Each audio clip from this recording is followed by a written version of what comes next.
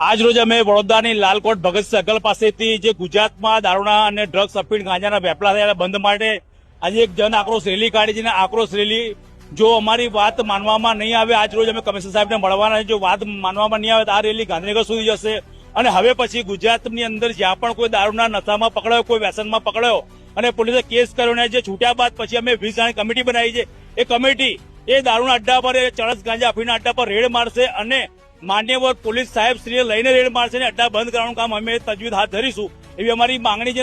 સખતમાં સખત અમારો આ નશાખોરીનો વિરોધ છે કે હવે ગુજરાતમાંથી નશા મુક્તિ થયું છે. કારણ કેટલી બહેનો, કેટલી દીકરીઓ અને કેટલી માતાઓ વિધવાઓ થઈ છે, એટલે હવે આ નશા મુક્ત ગુજરાત થવું જોઈએ એવી અમારી માંગણી છે.